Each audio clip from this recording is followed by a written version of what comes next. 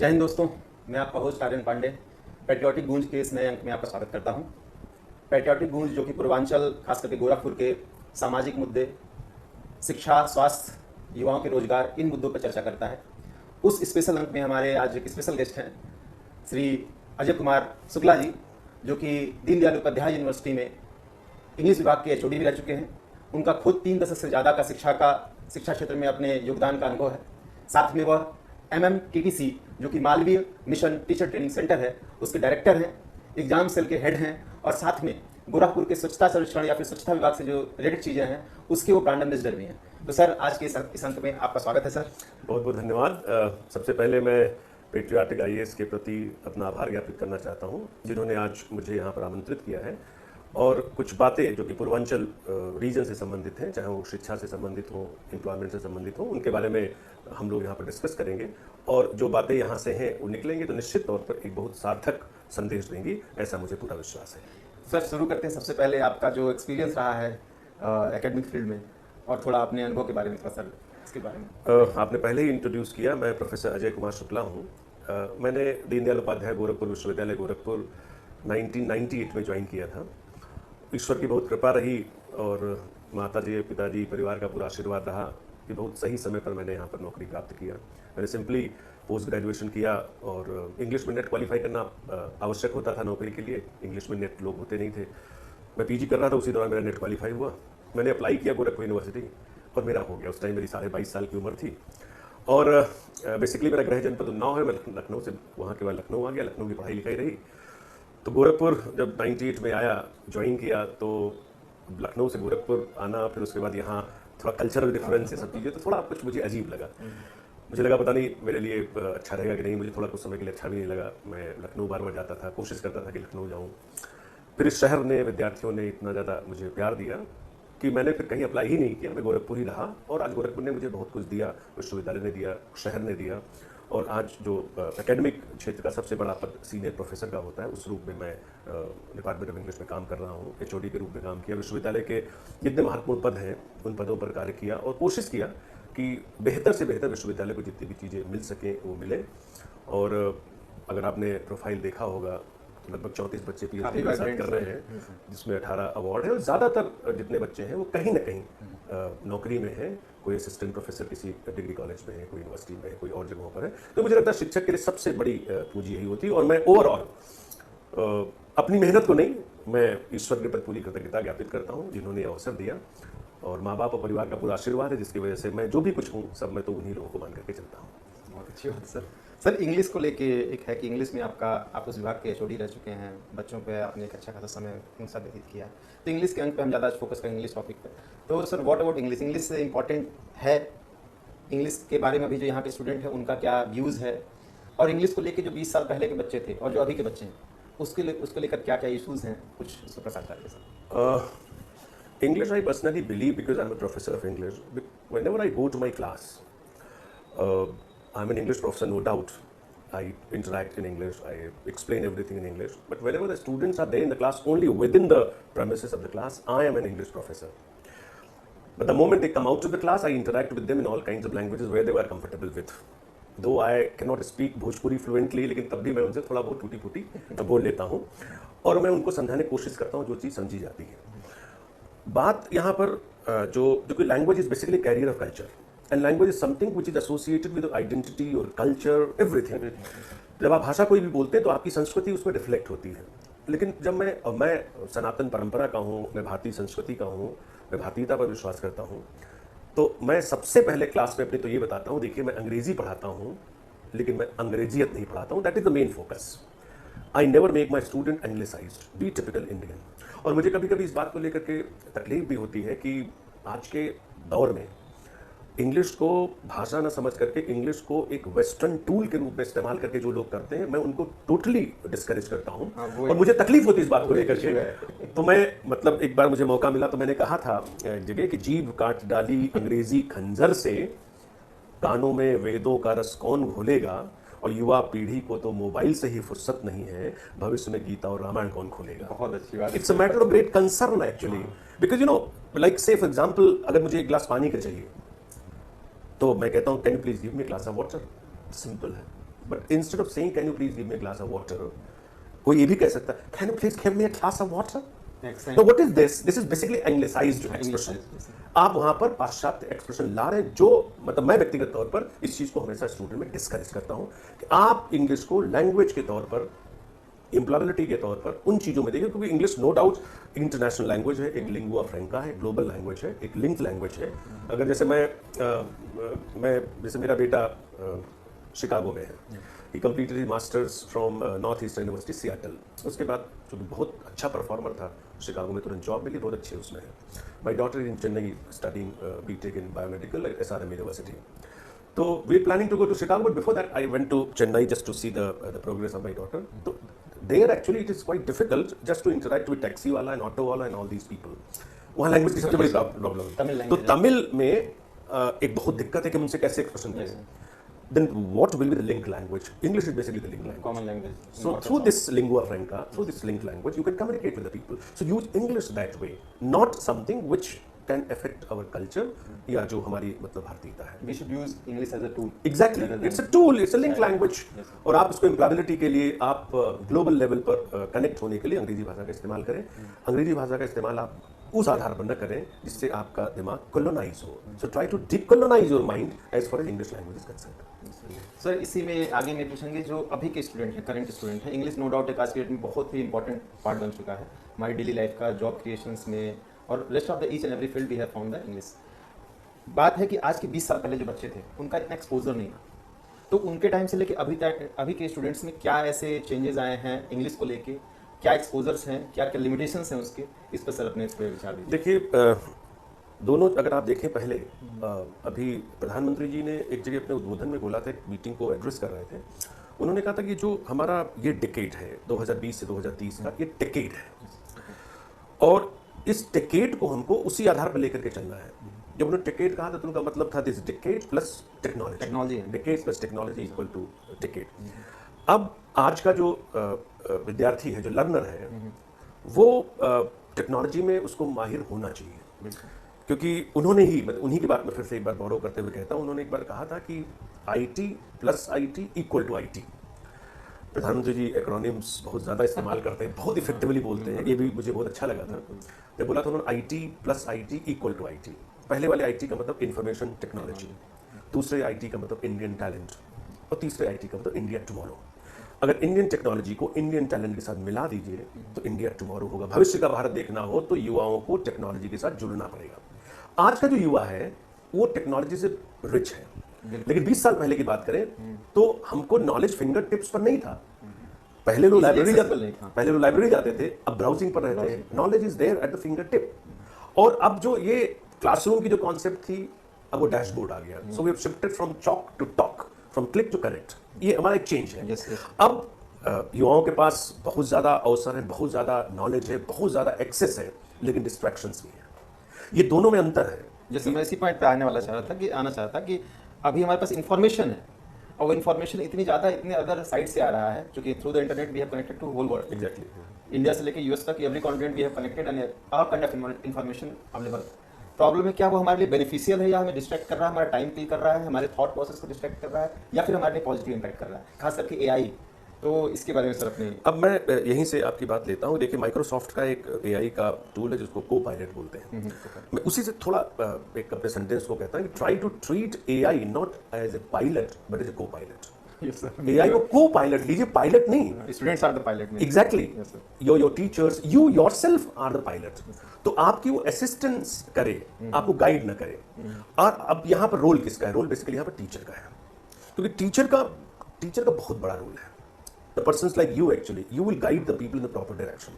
मुझसे कोई पूछता है, जैसे एक शिक्षक अपने विद्यार्थियों के ऊपर एक प्रॉपर ग्रिप को बना करके रखे, मैं मानता हूँ.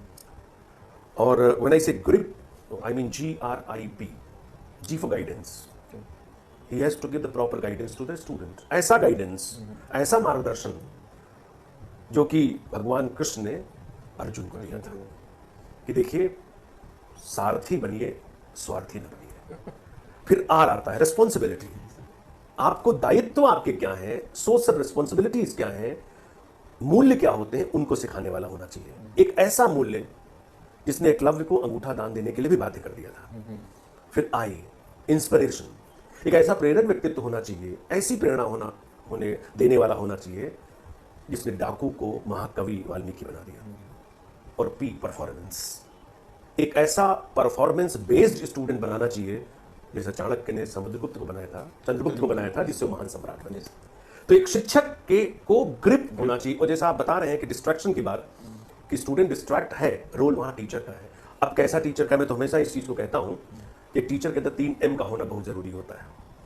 टीचर पहला M मेंटोर होता है। अब आपका वो रोल खत्म हो गया, ये जो रेज्ड प्लेटफॉर्म का था, हम यहाँ ही नहीं, हमारी तो इक्वल है, ये मेंटरिंग है। हम उसके सही मेंटोर बने। फिर दूसरा M मोटिवेटर बने, हम उसको मोटिवेट लगातार करते रहे। और तीसरा M मॉडल बने, हम एक अपने आप को ऐसा बनाए जिससे स्टूडेंट समझे yes he is my role model. अब यही टीचर बच्चे को रोकेगा कि जो चीज आप यहां कर रहे हैं आपको ये करना चाहिए और ये नहीं करना चाहिए। क्योंकि फिर मैं कहूंगा कि वो शिक्षक बेसिकली 2 F वाला होना चाहिए। पहला फैसिलिटेटर होना चाहिए और दूसरा फ्यूचर रेडी होना चाहिए। आज आपके पास बहुत चैलेंज है। जब आप क्लास में जाते हैं, पहले तो आप क्लास में किताब लेकर के जाते थे और लगता था सामने जिसको पढ़ा रहे हैं उसको बहुत चीजें नहीं है, क्योंकि स्टूडेंट उतना ज्यादा वेल इन्फॉर्म्ड नहीं है। आज जो सामने बैठा है वो आपसे ज्यादा जानकारी इन्फॉर्मेशन। और अब मेंटरिंग की कॉन्सेप्ट ही बदल गई, तो काउंटर मेंटरिंग हो गई है। अब तो विद्यार्थी टीचर को बता रहा है। हम कहते हैं कि जो मोबाइल फोन है, तो मोबाइल फोन के बारे में आपको थोड़ी पता होगा, वो तो जेनजी को पता है। हम लोग तो बहुत पहले वाली जनरेशन के हैं और वो लोग तो बिल्कुल they know each and everything related to the voice, so you have to learn from the children also. तो ये काउंटर मेंटरिंग कॉन्सेप्ट, यहाँ पर एक शिक्षक का रोल बहुत जरूरी होता है कि विद्यार्थियों को कौन सी चीज को लेना है, कौन सी चीज को नहीं लेना है, और उनके डिस्ट्रैक्शन को रोकना। जैसे सैकड़ों की संख्या में यूट्यूब चैनल्स हैं। बिल्कुल सर। अब जैसे मान लिया आप IAS के, UPSC के बच्चों को और पब्लिक सर्विस कमीशन के बच्चों को तैयारी करवाते हैं, तो एक स्टूडेंट तो यूट्यूब पर तो hundreds and thousands of video lectures आते हैं। कौन सा वीडियो लेक्चर अच्छा है, कौन सा नहीं है, इसकी जानकारी टीचर ही देगा कि आपको ये चीज लेनी, ये चीज नहीं लेनी। आप जैसे यहाँ से घूमने के लिए कहीं चले जाइए, मान लीजिए नेपाल चले जा रहे हैं, you don't have idea about Nepal. If you're hungry, you will stop at any dhaba and you start eating the food. You don't know what kind of food they provide. आपको तो पता ही नहीं है। अब आप जब खाएंगे, देखेंगे, then you will recommend the persons कि हाँ यहाँ आप रुक सकते हैं। तो same thing is there. The content should be good. The content should be proper. So it is the role of the teacher to give the proper information to the students कि भाई देखिए आपको ये पढ़ना, ये नहीं पढ़ना, और distraction से थोड़ा आपको दूर रहना है बस। जैसे डेटा और फैक्ट्स को लेकर, तो वेदर जो रिजल्ट 2000 के टाइम पे आता था जब हमने ज्वाइन किया, और अभी जब रिजल्ट आया स्टूडेंट्स का performance, that lot of resources हैं, बट क्या परफॉर्मेंस उसी ही स्पीड से बढ़ा है या पीछे पीछे गया? अब देखिए, मुझे जो व्यक्तिगत तौर पर डिफरेंस समझ में आ रहा है कि जैसा मैंने बताया कि नॉलेज के रिसोर्सेज तो बहुत ज़्यादा लोगों में हो गए हैं, लेकिन एक इशू ये है कि जो पहले का है, मान लीजिए 20 ईयर्स बाय 2 डेकेड पहले की बात ले लें, तो उनका फोकस ज़्यादा रहता था, उनमें डिलीजेंस ज़्यादा रहती थी, उनकी कॉन्सेप्ट्स कंपेरेटिवली ज़्यादा क्लियर होती थी। क्योंकि आज का बच्चा बहुत ज़्यादा बिखर गया है, वो सोचता है यहाँ भी जाए, वहाँ भी जाए, यहाँ भी जाए, इस तरीके से। जैसे एक सिंपल सी चीज़ ले लीजिए, हम कह रहे हैं केवल आप AI की ही बात ले लीजिए, तो AI में वो ChatGPT पर भी जाएगा, जेमिनी पर भी जाएगा, क्लाउड पर भी जाएगा, सब जगहों पर जाएगा वो, और सब जगहों से, और सबका जो कंटेंट है थोड़ा थोड़ा डिफरेंट रहेगा। अब वो कंफ्यूज होता रहेगा बेसिकली हम कहाँ जाए। मान लीजिए एक पोस्टर ही बनवा रहा है। अब यहाँ पर देखिए, सबसे बड़ी बात है कि आजकल AI का मास्टर वही है जो प्रॉम्प्ट इंजीनियरिंग जानता है। जिसको प्रॉम्प्ट इंजीनियरिंग नहीं पता है वो AI को अच्छी तरीके से समझ नहीं पाएगा। जितना अच्छा प्रॉम्प्ट देंगे उतना अच्छा आपको रिजल्ट देगा। तो कुछ लोग मानी क्लाउड पर गए, कुछ लोग जेमिनी पर गए, कुछ लोग ChatGPT पर गए। अब क्या है कि अलग अलग तरीके के आए, उनका दिमाग एकदम स्कैटर्ड हो गया। अब है क्या कि मैं जो नॉलेज और रिजल्ट की बात जिस तरीके से आप कह रहे हैं, तो पहले के लोग मुझे लगता है ज़्यादा मतलब फोकस्ड और ज़्यादा फुल ऑफ इन्फॉर्मेशन और डेप्थ है। अब इसमें जो रिसोर्सेज ज़्यादा हो गए, इससे स्कैटरिंग ज़्यादा हो गई है। दूसरी बात, जहाँ तक रिजल्ट की बात आ गई है, रिजल्ट में अब चूँकि मटीरियल हमारे पास बढ़ गया, रिसोर्सेज बढ़ गया, तो अब परफॉर्मेंस भी कंपेरेटिव बच्चों का बढ़ा है, सक्सेस रेट भी बढ़ी है।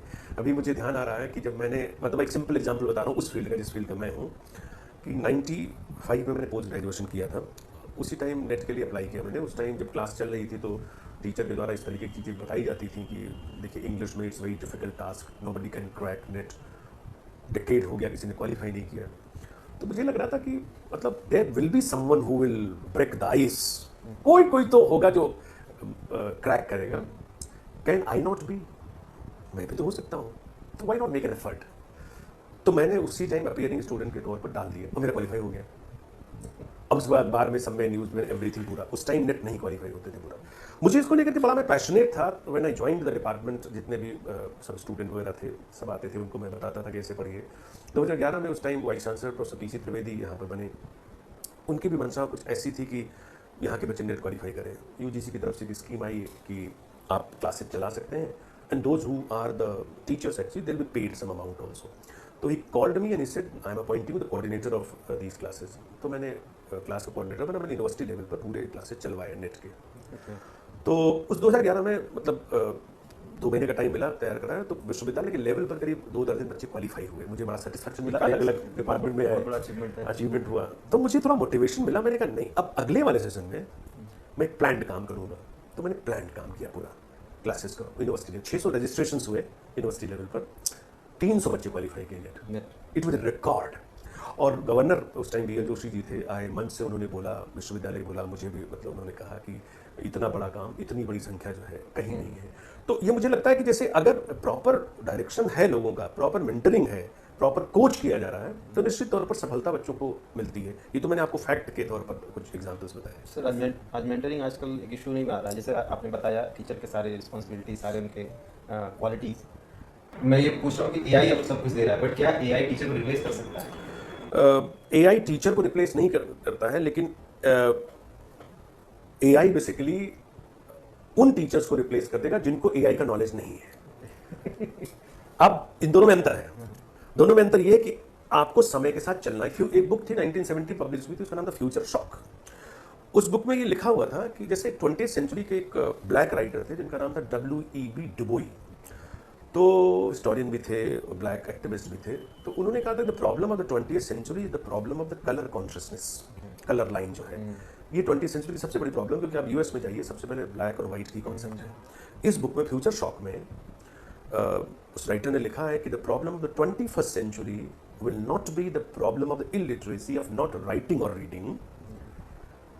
Problem of the 21st century will be कि वो लोग जो कि ये चीज नहीं कर पाएंगे वो अनसक्सेसफुल होंगे। वो क्या नहीं कर पाएंगे? लर्न, अनलर्न और रीलर्न। जिनको ये 3 चीजें नहीं पता, लर्न, अनलर्न और रीलर्न, वो सक्सेसफुल नहीं हो पाएंगे। और मैं इस चीज को मानता हूं, अगर आप समय के साथ नहीं चले तो आप कुछ नहीं कर पाएंगे। You have to move with the pace of the time. 2012 में 11 में जब बहुत ज्यादा टेक्नोलॉजी का नहीं था, तो मैंने PPT से पढ़ाना शुरू किया।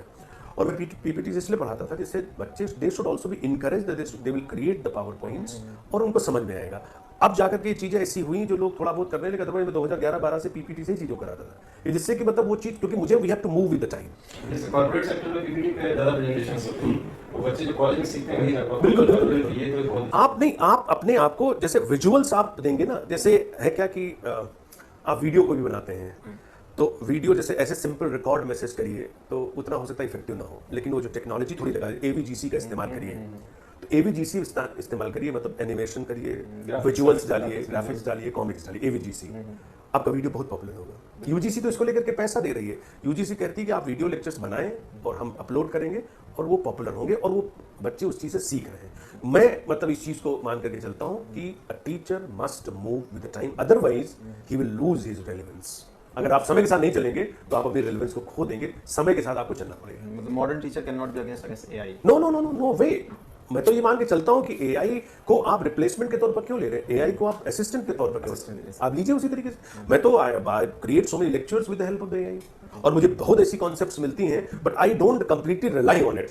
यस सर, इंफॉर्मेशन में थोड़ा दिक्कत जैसे एक जो AI में हेलुसिनेशन बोला जाता है, तो AI हेलुसिनेशन। तो AI हेलुसिनेशन बेसिकली क्या है कि अब आपको AI बेसिकली हेलुसिनेट कर देगा। आपको मतलब ऐसा कर देगा कि बहुत, जैसे मैंने पूछा कि पेट्रियाटिक IAS क्लासेस कहाँ है, तो AI ने कहा कि वो गोल घर में बलदेव प्लाजा के ऊपर है। जवाब दे दिया।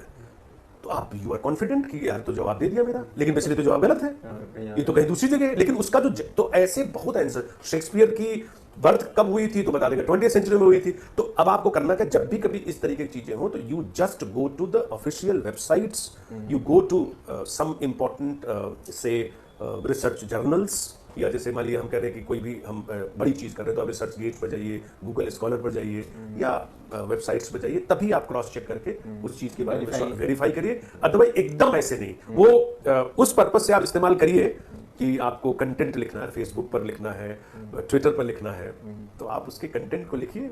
अब आप मान लिया मैं ही यहाँ पर आया हूँ, अगर मुझे कोई चीज़ पोस्ट करना है तो मैं कहूँगा कि भाई kindly prepare short caption for Facebook for my podcast, so that is all right. But as far as the something which is related to the pure academics is concerned, you have to cross verify it. इसलिए आप total rely नहीं करिए उसको। Sir इतनी ज़्यादा AI आने के बाद अभी भी हम देखते हैं कि पूर्वांचल के जो यहाँ के बच्चे हैं, स्टूडेंट्स हैं, अभी भी उनके अंदर इंग्लिश का काफ़ी डर है। जैसे हम लोग पेरिस में भी हैं और हम वहाँ इंग्लिश में पढ़ाते थे, यहाँ पर हमने देखा कि जो इंग्लिश मीडियम में भी स्टूडेंट आ रहा है उसको भी डर है, प्रॉपर इंग्लिश नहीं चाहिए, बाइलिंगुअल चाहिए। तो still we have the technology, but still the structural knowledge जो है या स्ट्रक्चरल जो भी उनका परफॉर्मेंस है वो नहीं बन पाया। तो what is the reason behind this? I personally think that केवल इंग्लिश की बात नहीं, थोड़ा एक लार्जर लेकर के चलें कि जैसे आप यहाँ पर अगर ये संस्था खोलने के लिए जा रहे थे तो आपके दिमाग में भी कई तरीके के विचार आते हैं, क्या हम जाएंगे पता नहीं सफल होंगे कि नहीं होंगे, वो बगल वाले कोचिंग में हैं, वो पता नहीं मेरे बारे में क्या सोचेंगे, समथिंग लाइक दैट। मुझे लगता है कि ये चीज़ तो सबसे पहली बात हटा के किनारे रखना चाहिए, क्योंकि मैं मानता हूँ कि सबसे बड़ा रोग क्या कहेंगे लोग, ये सबसे बड़ा रोग है, इसको तो किसी को सोचना ही नहीं चाहिए।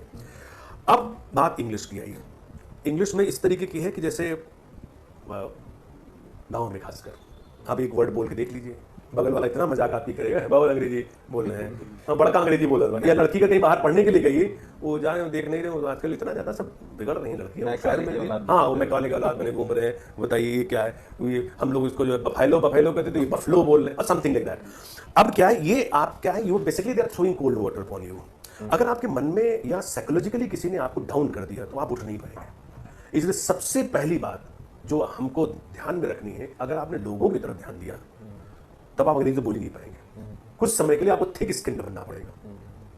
आप बोलिए तो कुछ बोलिए, इनवाइटेशन बोल दीजिए ना, आप इनवाइटेशन बोलिए, किसी ने बोला after you know maybe after some time you'll come to the proper accent and you will say yes it's invitation not invitation। लेकिन आपको पहले तो यहाँ मैंने जो रियलाइज किया अपने इतने उसमें, मुझसे जैसे जब क्लास में मैं करता हूँ तो पहली बात तो मैं कहता हूँ कि you have come to the university, the higher institute for English subject. तो इंग्लिश सब्जेक्ट के लिए आए तो आप इंग्लिश भी थोड़ा सेंसिटिव भी बना करके रखेंगे, हम आपको हिंदी में नहीं ना बता सकते। In class actually maintain this kind of, आप बाहर आइए मुझसे डिस्कस कर लीजिए, सर हम गाँव के पढ़े हैं, तो मैं गाँव के पढ़े हो तो क्या होगा भाई, आप यहाँ बोलिए, तो जब आप बोलेंगे तभी ना कोई चीज समझ में आएगी। तो मैं जबरदस्ती बुलवाता हूँ, आप खड़े होइए, आप गलत बोलिए, लेकिन आपको मुंह से बोलना पड़ेगा। मिस्टेक्स सबसे बड़ी मिस्टेक तो आपकी यही है कि आप मिस्टेक नहीं कर रहे हैं। सर अगर ऐसा स्टूडेंट जिसको इंग्लिश की ABCD तक नहीं आती है लेकिन ही वांट टू नो, अगर वो लर्न करना चाहता है, हाउ ही शुड स्टार्ट? मुझे लगता है कि ये जो क्यूरियोसिटी है, जो इच्छा शक्ति है, ये सबसे बड़ी चीज होती है। Will power is something which very strong. जैसे कहते हैं कि skill is nil without will. अगर उसके अंदर विल पावर है तो जरूर वो करेगा, और कैसे करेगा, जैसे मान इंग्लिश की वो शुरुआत करता है तो मेरा तो वो जो एक क्या बोलते हैं वो पहले लिसन करे फिर स्पीक करे, नहीं वो कौन सा LS वाला जो है लास्ट में W राइट करे, तो उसको उस पैटर्न पर पूरा लेकर के चलना है। अब जैसे वो बच्चा करे क्या, थोड़ा कहीं बैठे कुछ नहीं है तो वो न्यूज़ जो चल रही है उसको खोल लेना, कुछ नहीं पता लेकिन कुछ उसके कान में कुछ शब्द जा रहे हैं ना, कुछ जा रहे हैं तो वो चीज़ करेगा। या आजकल इतना अच्छा AI के टाइम पर आ गया है, जैसे मैं एक उससे जुड़ा हूँ जो भारतीय भाषा परिवार, ये कहा जाता है जितनी भारतीय भाषाएं हैं उनका एक परिवार है, सबका बेसिकली स्ट्रक्चर एक जैसा होता है। तो वो, और इंग्लिश में भी हम देखें हम स्ट्रक्चर फॉलो करते हैं। हिंदी मैंने कहा कि मैं किताब पढ़ता हूँ, तो मैं किताब पढ़ता हूँ का स्ट्रक्चर बेसिकली क्या है कि SO और V, सब्जेक्ट ऑब्जेक्ट और वर्ब, मैं किताब पढ़ता हूँ। ये जो सब्जेक्ट ऑब्जेक्ट और वर्ब है, यही स्ट्रक्चर आपकी ज़्यादातर सभी भारतीय भाषाओं में है। जैसे संस्कृत में अगर हम कहें तो संस्कृत में मैं पुस्तक पढ़ता हूँ कि अहम पुस्तकम पठामि, तो वो भी हो गया, पहले सब्जेक्ट आ गया, फिर ऑब्जेक्ट आ गया, फिर वर्ब आ गया। इंग्लिश का थोड़ा दूसरा है, इंग्लिश में subject verb object SVO pattern चलता है। I read a book, SVO है। तो जो विद्यार्थी इंग्लिश सीखने जाएगा उसके दिमाग में सबसे पहले तो एक स्ट्रक्चर होना चाहिए कि सेंटेंस का स्ट्रक्चर हमारे ये होता है, पहले सब्जेक्ट आएगा, फिर ऑब्जेक्ट आएगा, फिर वर्ब आएगा, इस तरीके से जो भी रहता है।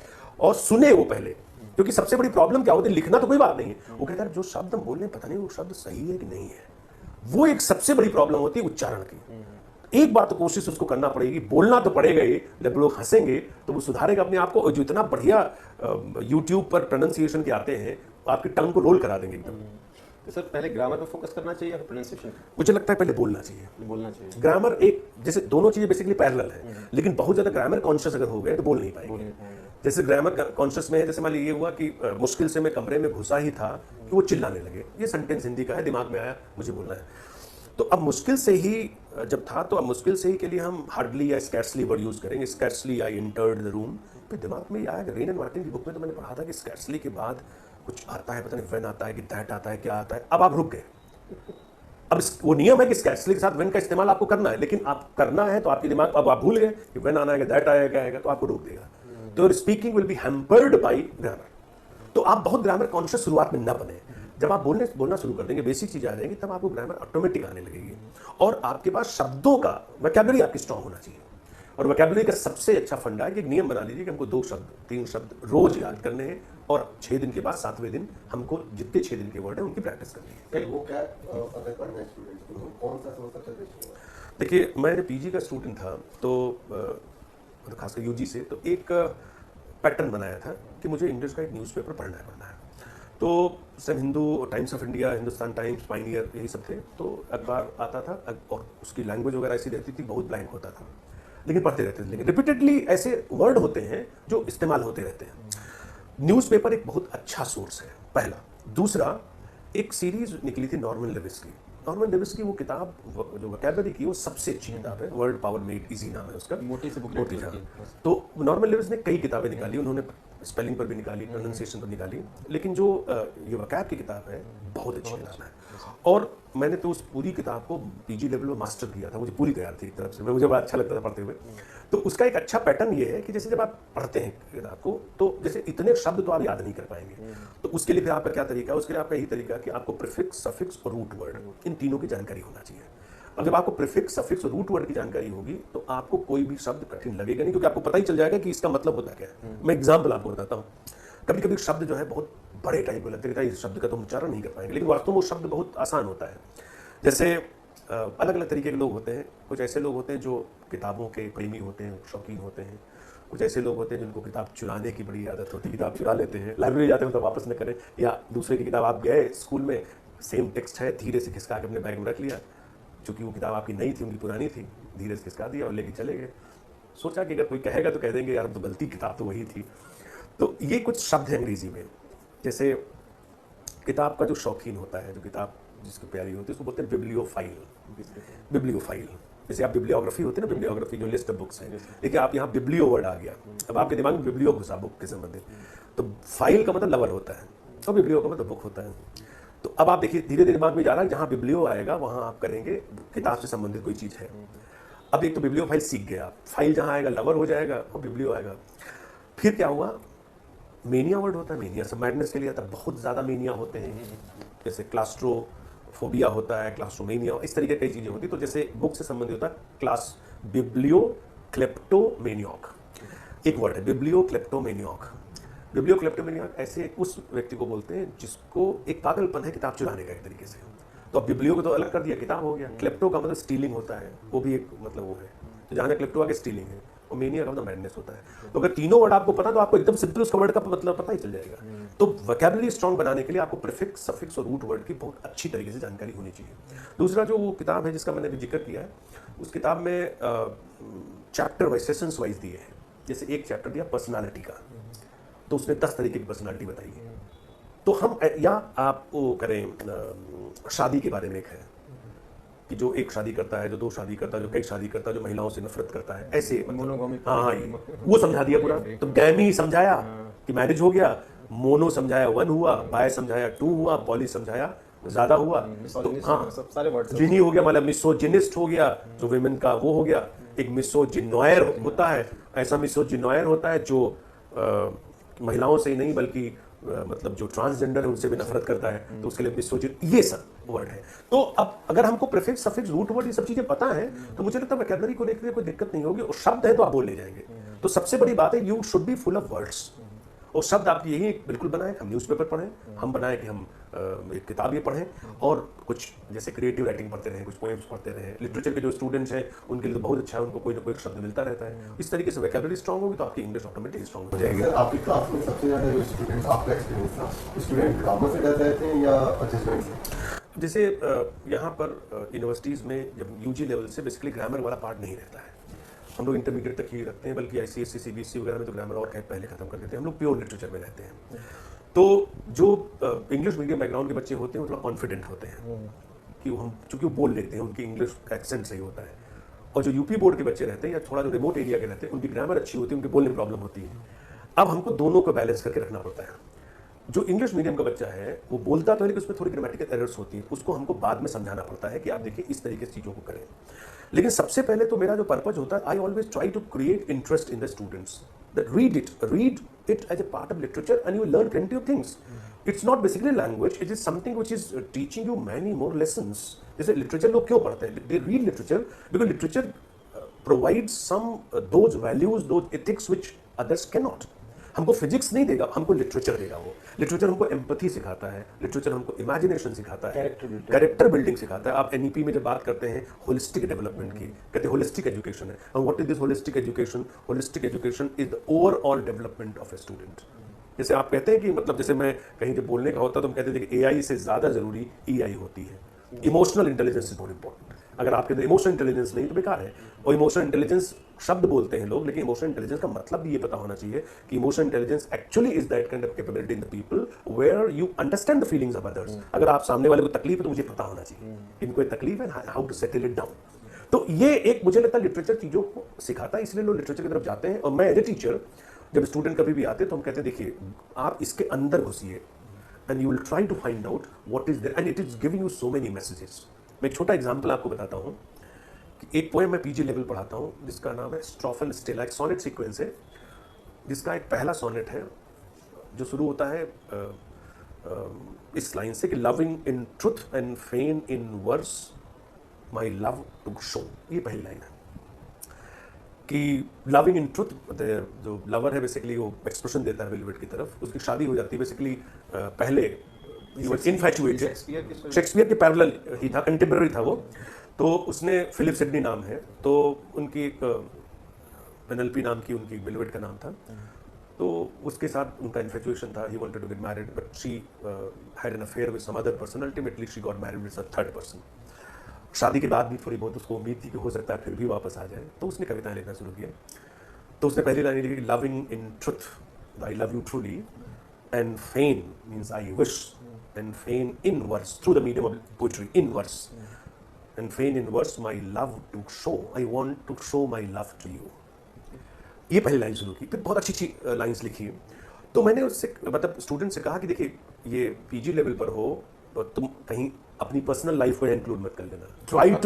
Try to assess this poem and find out the beauty which is there and look at the dedication of the lover. उस जैसे वो जो लाइन्स लिखी थी, सोनेट थी, प्रॉपर पैटर्न था उनका पूरा, और उसने टोटल 108 सोनेट्स लिखे, जो पहला सोनेट है। और 108 सोनेट्स के बाद उसने स्टैंजाज भी जोड़े, उसमें भी 108 थे। मैं ये सोचने लगा इस बात को, ये बता रहा हूँ कि try to explore the beauty of literature. मैं सोचने लगा कि आखिर ये 108 का कौन सा मतलब इसमें ये चीज़ है। तो मेरे समझ में आया कि जैसे उसकी जो बेलवेट थी उसका नाम पेनेलोपी था, और पेनेलोपी बेसिकली एक मिथिकल कैरेक्टर है, ग्रीक कैरेक्टर है। होमर का नाम शायद लोगों को पता होगा कि होमर ग्रीक के एपिक राइटर थे। उन्होंने ओडिसी नाम की एक एपिक लिखी थी जिसका कैरेक्टर यूलिसिस था, और ये जो हमारी रामायण महाभारत उसी एपिकल क्रिस्टोफर नोलन ने भी एक मूवी बना रहे हैं ओडिसी पे। हाँ, तो वो बेसिकली जो उसका कैरेक्टर ओडिसियस है, यूलिसिस कैरेक्टर है। तो जब ट्रोजन वॉर हुआ था, जब जो ट्रॉय की सबसे सुंदर हेलन थी, तो ये ग्रीक की, तो उसको ट्रॉय और दोनों के बीच में युद्ध हुआ था। तो ग्रीक वालों ने ट्रॉय को अटैक किया, ट्रॉय खत्म हुआ, तो ग्रीक की तरफ से सबसे जो वॉरियर था वो यूलिसिस था। तो वो चला गया छोड़ करके लड़ने के लिए, 10 साल हो गए। तो पहले ये हुआ करता था कि जैसे अगर कोई वॉरियर था लड़ने चला गया, 10 साल तक नहीं आया, तो लोग समझते थे शायद युद्ध में मर गया। तो कोई दूसरा आता था और उसके साथ प्रपोज करता था, शादी होती थी। तो यूलिसिस की वाइफ जो थी उसका नाम पेनेलोपी था। तो उसके पास जो है बहुत लोग आए कि वो तो अब यूलिसिस 10 साल हो गए हैं, और यूलिसिस जिंदा था, लेकिन वो उसकी वाइफ वेट कर रही थी कि आएंगे जरूर, और वो बहुत लॉयल थी अपने हस्बैंड के प्रति। अब किसी दूसरे को रिफ्यूज भी नहीं कर सकती थी, जो लोग आता था तो ना भी नहीं कर सकती थी। तो अपने हाथ में एक बास्केट रखी थी, उसको बुनती थी। तो जब लोग आते थे तो कहते थे कि यूलिसिस तो आपके हस्बैंड तो नहीं है, तो अब you just come with me. तो कहने ये जो है इसको let me finish it then I will come with you. वो दिन में बुनती थी पूरा, रात में उधेड़ देती थी। फिर सुबह बुनती थी, फिर उधर देती थी। इसको कहते हैं पेनल्पीज वेब, ईडीएम है, आप पढ़िएगा कि कभी ना खत्म होने वाला काम, पेनल्पीज वेब। और बाद में यूलिसिस आया, दोनों साथ रहने, उतनी वो लॉयल थी जो। और पेनल्पी को 108 जो सोल्जर वॉरियर थे उसको प्रपोज करने के लिए आए थे। तो जो सिडनी ने 108 सोनेट की कॉन्सेप्ट लिया, बेसिकली उस आधार पर लिया कि मेरी जो बिलवेड है, जिससे मैं शादी करना चाह रहा था, वो वैसी लॉयल है जैसी वो पेनल्पी थी, लेकिन बेसिकली थी नहीं वो। तो ये आपको ब्यूटी देखनी है कि हम लिटरेचर में इन सब चीजों को कैसे देखें। वर्ड्सवर्थ पोएम्स को लिखता था तो इतनी सुंदर सुंदर पोएम्स लिखता था, और उसको लगता था नेचर के पीछे गॉड है। और लोग इतना ज़्यादा ये जो शहरीकरण में, अर्बनाइजेशन में आ गए हैं कि लोग नेचर से भूल गए, और मैं क्रिश्चियनिटी छोड़ दूंगा। बड़ी बढ़िया ये पोएम है जिसको कहते हैं the world is too much with us. बहुत अच्छी तरीके से शुरुआत होती है, उसमें है the world is too much with us, late and soon, getting and spending, we lay waste our powers, little we see nature that is ours. तो वो नेचर के प्रति बड़ा वो करता है, कहता है back to nature, return to nature, अब चलिए। तो ये सब चीजें हमको लगता है सीखनी चाहिए। आज जो हम ये सब क्लाइमेट चेंज और ये जो एसडीजी में सब बात करते हैं क्लाइमेट एक्शन के बारे में, लिटरेचर में आप देखिए ना सब चीजों को। तो ऐसे एंजॉय इंग्लिश को भी करें और ऐसे एंजॉय हम अपने आईकेएस को भी करें। हमारा इंडियन नॉलेज सिस्टम भी उसी पर पूरा बेस है। आप पढ़िए, हमारे जो वेदों में लिखा है कि माता भूमि पुत्रो अहम पृथिव्या, धरती मेरी माँ है, मैं तो उसका पुत्र हूँ। ये हमारे यहाँ कॉन्सेप्ट है।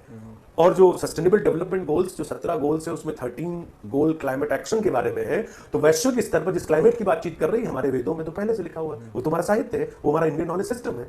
तो आप उन सब चीजों को देखिए। अब हर चीज आपकी इंग्लिश में उपलब्ध है। जैसे एआई के आने के बाद कई ऐसे टूल्स आए जो आपको ट्रांसलेशन में बहुत ज्यादा मदद करेंगे। जैसे एक भाषिनी आया। भाषिनी टूल ऐसा है जो, जैसे प्रधानमंत्री जी 2023 में यहाँ पर काशी में आए, तो वो एक उद्बोधन दे रहे थे, और वो तमिलनाडु के लोग उसको सुन रहे थे रियल टाइम में, क्योंकि भाषणी उसको ट्रांसलेट कर, काशी संगम, हाँ शायद वही कार्यक्रम था। 2024 में जो बजट पेश हुआ, निर्मला सीतारमण मैडम ने जो किया, वो उन्होंने भाषणी से किया, जो लैंग्वेज में चाह रहा था उसी लैंग्वेज हमको सुनने को मिल रहा था।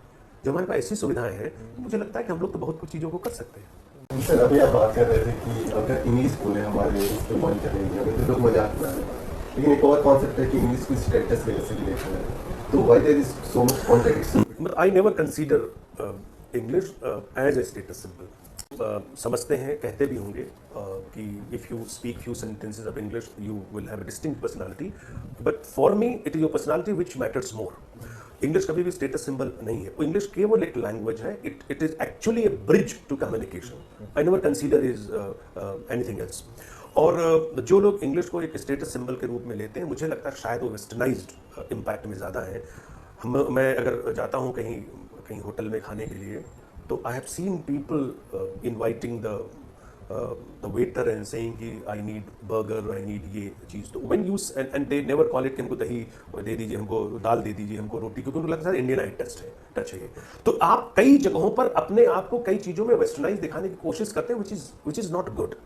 इंग्लिश कभी भी स्टेटस सिंबल नहीं रहा है, लगना नहीं चाहिए लोगों को। लोग अपनी तरीके से सोचते हैं, वो अलग बात है, लेकिन मेरे आधार पर केवल इंग्लिश एक लिंक है।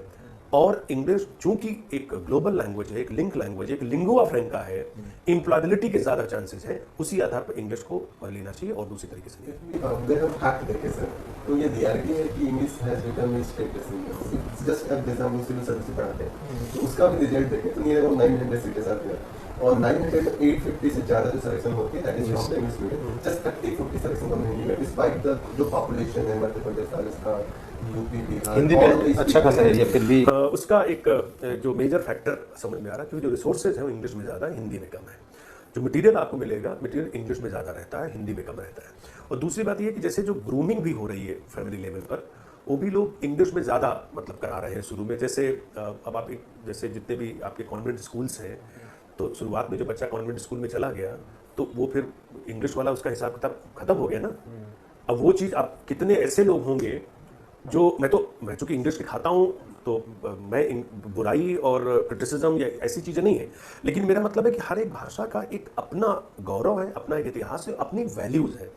जैसे ये सच्चाई है कि जो आज का जो बच्चा है, क्लास 5 का, क्लास 4 का, क्लास 8 का, उसमें कितने ऐसे लोग हैं जो 1, 2, 3, 4, 5, 6, 7 से लेकर के 100 तक बता पाएंगे, भूल जाएंगे 40 के बाद या कोई।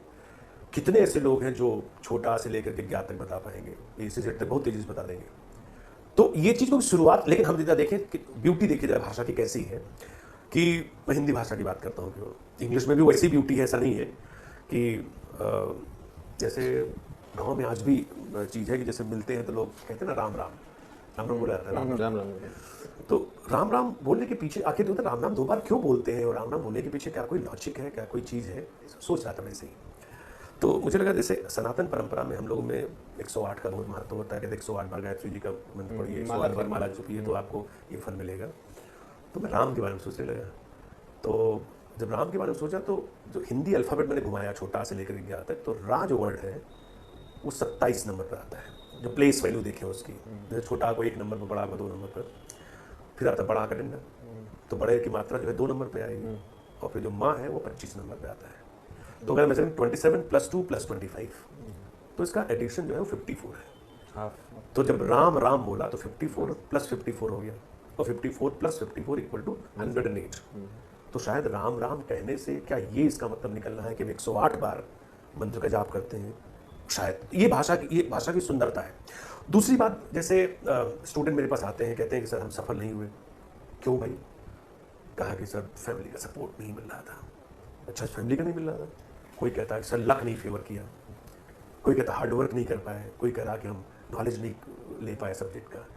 तो मैं एक बार सोचने लगा कि वास्तव में what is basically the main source of success, सफलता मिलती कैसे? तो प्रधानमंत्री जी ने तो एक बार ऐसे बोला था कि देखिए सफल होना है तो रोड को फॉलो करिए, ROAD।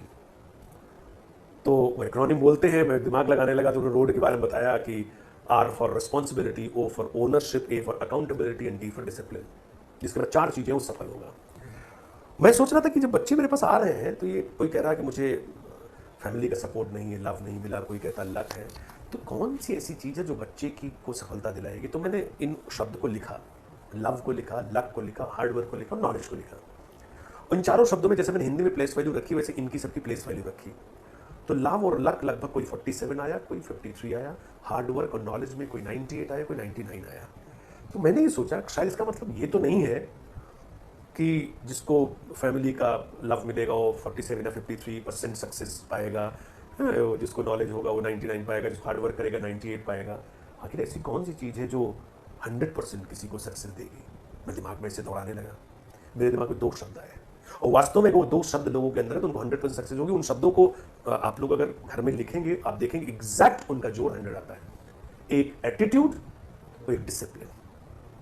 अगर ATTITUD लिखिए तो A की जगह 1 रखिए और T की जगह पे जितना रखिए, टोटल आपका 100 एटीट्यूड का आएगा और डिसिप्लिन भी 100 आएगा। 2 चीजें अगर किसी की लाइफ में है तो उसको सफलता 100% मिलेगी। और मुझे लगता है ये एक मंत्र है। आज का युवा तो बहुत ज्यादा भटका हुआ है ना, वो बेसिकली उसका फ्रेंड सर्किल बहुत तगड़ा हो गया है। और मैं जब भी कहता हूँ भाई युवा बड़े, उनका फ्रेंड सर्किल बहुत तगड़ा है, तो फ्रेंड से बहुत उनको दूर रखने की जिम्मेदारी शिक्षकों की है और पेरेंट्स की भी है कि फ्रेंड्स के सर्किल से दूर रहें। क्योंकि सर अगर इंग्लिश की बात की जाए तो मैं थोड़ा अपनी, हाँ यस, आप जो इंग्लिश स्पीकिंग है तो आई थिंक ये बहुत मैटर करता है कि हमारी सराउंडिंग कैसी है, उसके हिसाब से हमारी भाषा का भी प्रोनाउंसिएशन बाकी चीजें। बिल्कुल। देखिए, मैं अपनी बात खत्म करने के पहले, चूंकि आपने बीच में दूसरा क्वेश्चन, नहीं आप उसी से जुड़ा हुआ है, मैं अपनी बात को कंप्लीट कर रहा था, लेकिन चूंकि जिस सेंस में मैंने फ्रेंड का इस्तेमाल किया है, शायद उस सेंस में आपने फ्रेंड का इस्तेमाल नहीं किया है, इसलिए मैं चाह रहा था कि मैं अपनी बात को कंप्लीट करूं कि दोस्त तो बहुत अच्छा होता है, उसकी हिंदी में दोस्त, क्योंकि भाई दोस्त वही होता है जो आपके सभी दोस्त को अस्त कर दे, वही दोस्त होता है। और दोस्त तो होना बहुत जरूरी, लेकिन मैं कह रहा हूँ फ्रेंड का सर्किल, और उस फ्रेंड का मतलब FRIEND, F for Facebook, R for reels, I for Instagram, E for emoji, N for Netflix और D for download. Digital friend, ये फ्रेंड का जो सर्किल है इससे थोड़ा दूर, और डिस्ट्रैक्शन का सबसे बड़ा कारण ये है। तो इस डिस्ट्रैक्शन के लिए आपको फ्रेंड सर्किल से, और मैं देखा हूँ युवाओं को बहुत तेजी, जैसे बच्चे से पूछा कि क्यों, बताइए what is your goal of life. Vivekananda ji को तो आप जानते ही हैं, पढ़ा भी होगा। विवेकानंद जी कहा करते थे, उत्तिष्ठत् जाग्रत प्राप्त करानी बहुत, उठो जागो तब तक संघर्ष करो जब तक लक्ष्य की प्राप्ति न हो जाए। आपका भी कोई लक्ष्य होगा, आपने भी कुछ बनाया होगा, और मैं तो ये मानता हूं कि आपका लक्ष्य हमेशा यूनिडायरेक्शनल होना चाहिए। हमको IAS बनना तो बनना है, क्यों ना हम अपने लक्ष्य को 9 के टेबल के तरीके से रखें। 9 1 जा 9, 9 2 जा 18, 18 में 8 1 9 9 3 जा 27 7 2 9 9 4 जा 36 9 4 40 में आप 90 तक पढ़िए 9 ही आएगा। क्यों नहीं अपने आप लक्ष्य को, आपका लक्ष्य क्या बताइए? तो कहा मेरा लक्ष्य है 6 5 4 3 2 1। मैंने कहा ये क्या है? का 6 digit salary, 5 day work, 4 wheeler car, 3 room flat, 2 cute babies और 1 स्वीट वाइफ। इंस्टाग्राम की रील से। अब ये अगर ये बच्चे का लक्ष्य है, कविता तिवारी की वो लाइन मुझे आती है यहाँ पर, जिनमें उन्होंने कहा था कि कथानक व्याकरण समझे तो सुरभित छंद हो जाए, और मेरे देश में फिर से सुखद मकरंद हो जाए, और मेरे दाता मेरे ईश्वर हम सब मांगते तुझसे, युवा पीढ़ी संभल करके विवेकानंद हो जाए। बहुत आवश्यकता है। आप घरों में जाइए, कपिल शर्मा शो चल रहा है या और भी चीजें चल रही हैं, श्रद्धा संस्कार चैनल नहीं चल रहे हैं। यहाँ जरूरत है कि बच्चों को एक, हमको मैं इंग्लिश जानूं, मैं बहुत अच्छी पोस्ट पर चला जाऊं, कोई मतलब नहीं है। जब तक आपके अंदर फैमिली वैल्यूज नहीं है तब तक आपके अंदर कुछ है ही नहीं, no matter how successful you are. अगर आपके अंदर वैल्यूज नहीं है, एथिक्स नहीं है, आपका परिवार नहीं है, आपके माँ बाप नहीं है, तो आपके लिए तो बिल्कुल सब चीज बेकार ही है। मैं इस चीज को मान करके चलता हूँ। और उस घर में, जिस घर में ये आपके ये सब चैनल्स चल रहे हैं और उस घर में श्रद्धा और संस्कार जैसी चीजें नहीं है, मुझे बड़ा अफसोस होता है। और मैं कहता भी हूँ कि राधा कृष्ण नहीं मिलते हैं संस्कार और रीतों में, और युवा देश का भटक गया है हनी सिंह के गीतों में।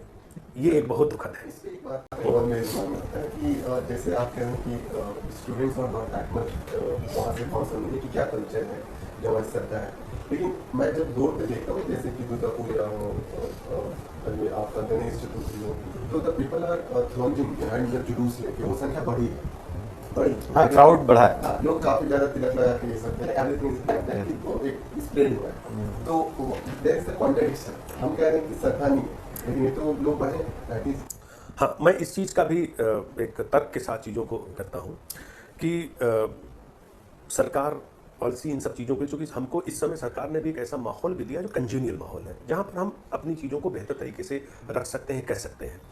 तो एक सबसे बड़ा फैक्टर है कि हमको एक अच्छा माहौल मिल रहा है, तो हम इसलिए उस चीज़ों को कर रहे हैं। लेकिन वास्तव में कभी मैंने देखा है, और इस चीज़ को लेकर के मैंने लोगों को टोका भी है, कि ईश्वर के प्रति जो श्रद्धा का जो भाव है, वो भाव हमारे प्रधानमंत्री जी और मुख्यमंत्री जी भी लगातार इस चीज़ को बोलते भी हैं, क्यों हुड़दंगई में नहीं है। आपने कभी देखा है कि इन सब चीज़ों में कभी कभी ऐसा होता है, कुछ लोग ऐसे होते हैं जिनको केवल काम वीडियो रील बनाना ही है, बाकी वो चीज़ें नहीं है।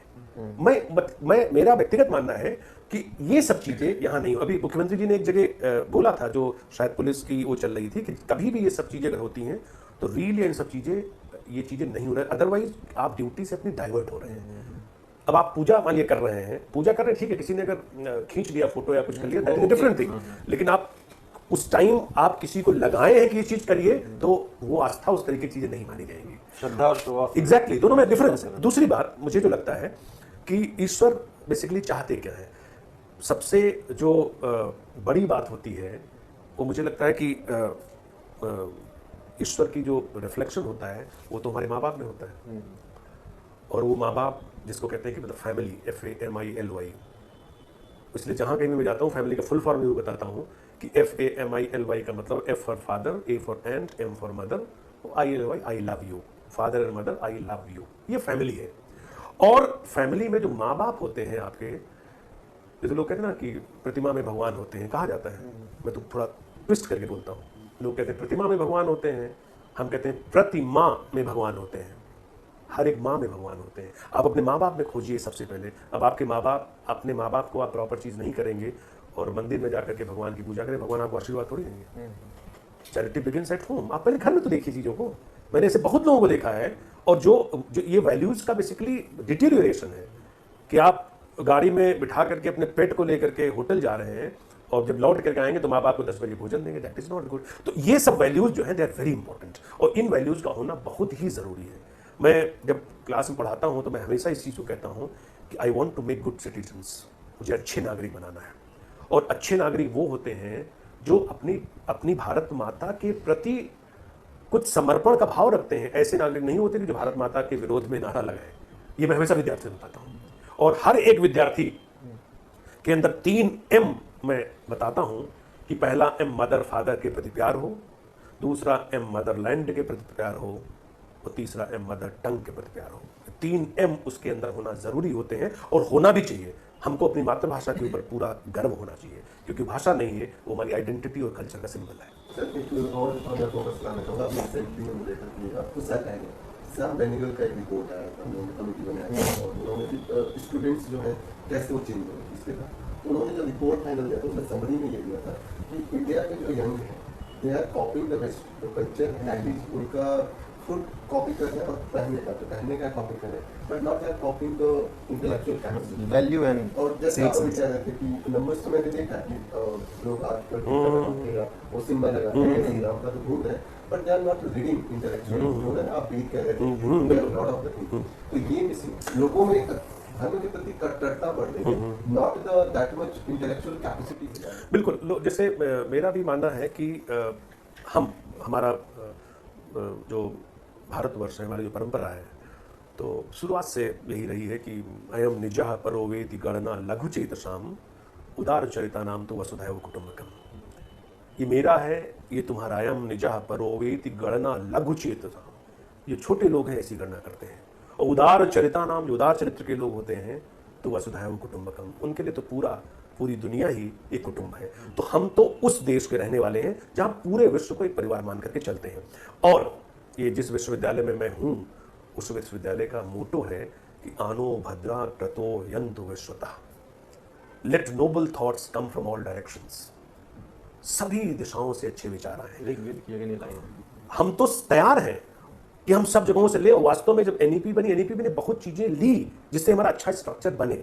तो जहां तक इस चीज की बात है कि जो हमारा आज युवा है वो उन सब चीजों, आर्टिफिशियलिटी है, जो शो ऑफ है, उसकी तरफ अट्रैक्ट हो रहा है, लेकिन वास्तव में जो चीज़ लेने वाली है, क्यों नहीं उसके इंटेलेक्ट को ले, क्यों ना वो चीज़ें ले जो हमारी स्किल को, इन सब चीज़ों को इंक्रीज कर सके, इन्हेंस कर सके। थोड़ा इसके बारे में मंथन करने की भी ज़रूरत है, डायरेक्शन की भी ज़रूरत है। इसमें शिक्षकों को, पेरेंट्स को, मुझे लगता है प्रॉपर गाइडेंस देने की आवश्यकता है। गोरखपुर में सबसे ज़्यादा जो देखा जाता है, आज आप जो लखनऊ आते हैं तो यहाँ आएंगे, हम लोग दिल्ली से आते हैं, आप ट्रेनिंग से आते हैं, तो मुझे ये लगा कि ये सिविक कल्चर इस होते हैं यहाँ पे, जैसे आप कल्चर की बात करें, normal religious culture is so much inculcated, Gorakhnath मंदिर है, उसका पूरा का पूरा यहाँ पे मठ है, बट सिविक सेंस थोड़ा मिसिंग है। जैसे होता है ना कि रोड पे खड़ा होकर गाड़ी कहाँ पार्किंग है, ये डोंट हैव दैट सेंस। अभी मुझे लगता है कि धीरे धीरे इस चीज़ को लेकर के जागरूकता आ रही है। पहले जब मैं आया था, और या अभी पिछले 5 साल 7 साल में शहर में चीज़ें बहुत ज़्यादा बदली हैं। अब जैसे गोरखपुर बेसिकली पूर्वांचल की एक तरीके से कैपिटल है, यहाँ पर बिहार और आसपास के जितने भी लोग सब आते हैं यहाँ पर, वो एक मिक्स होने लगा। लखनऊ जैसे धीरे धीरे कॉस्मोपॉलिटन हो गया, सब जगहों के लोग वहाँ पर आकर के बसे हैं, तो लखनऊ एक धीरे धीरे डिसिप्लिन हो गया। अब यहाँ पर चूंकि आसपास के बहुत जगहों के लोग आ रहे हैं, धीरे धीरे मुझे लगता है एक्लेमेटाइज होंगे, कल्चरेशन उनका यहाँ पर होगा। थोड़ी बहुत जो चीज़ें हैं, अब जैसे स्वच्छता को लेकर के, अब जैसे आपने मेरा परिचय कराया, मुझे ब्रांड एम्बेसडर की जिम्मेदारी मिली, मैंने उस रूप में भी काम किए, और मुख्यमंत्री जी के भी नेतृत्व में यहाँ पर बहुत अच्छी रैंकिंग स्वच्छता में यहाँ पर हुई। तो पहले जैसे ये था कि कूड़ा पड़ा हुआ है, तो पड़ा हुआ घर के सामने पड़ा हुआ या कहीं इधर उधर डाल दिया, लेकिन अब कम से कम इतना देखने को मुझे मिला मैक्सिमम जगहों पर कि कूड़े को ठीक तरीके से जहाँ रखना रख रहे हैं, और थोड़ा बहुत गीले और सूखे कचरे की जो कॉन्सेप्ट है वो लोगों के अंदर आ रही है। थोड़ा टाइम लगेगा, लेकिन निश्चित तौर पर मुझे लगता है कि जो भी लोगों के अंदर है, जैसे एक बार मैं गाड़ी में जा रहा था, तो मेरी आगे वाली जो गाड़ी थी उसमें कुछ सज्जन बैठे थे, तो उन्होंने चंडीगढ़ शायद था वो, तो शायद पान या कुछ खाए हुए तो स्पिट किया बाहर। तो जो पीछे गाड़ी, मेरे पीछे की गाड़ी थी, उसने ओवरटेक करके उन गाड़ी के आगे किया, उनको रोका, और रोक करके उनको नसीहत दी कि आपको ये चीज़ नहीं करनी चाहिए थी, एकदम क्लीन सिटी है। वो शायद कहीं बाहर से आए होंगे, तो वो भी उनके लिए ऐसे भी लोग हैं जो एक मतलब सिखाते भी हैं कि भाई आपको इस तरह की चीज़ें करनी चाहिए और ऐसा करना चाहिए। मैं गया था इंदौर, तो इंदौर बेसिकली स्वच्छता की रेटिंग में नंबर 1 पर है, तो वहाँ मैं गया, तो जैसे एयरपोर्ट से जब उतरा तो वहाँ कूड़े का वो था, और ये बात उसका वीडियो भी वायरल हुआ था। तो उन्होंने जो एक सज्जन थे, तो वो कूड़ा खुद ला करके गाड़ी में जो नगर निगम के डाल रहे थे, तो उन्होंने गलती से गीले और सूखे कचरे को अलग अलग उसमें कर दिया, अलग इन द सेंस कि गीला वाला सूखे की जगह, सूखा वाला गीले की जगह कर दिया, डाल दिया अंदर।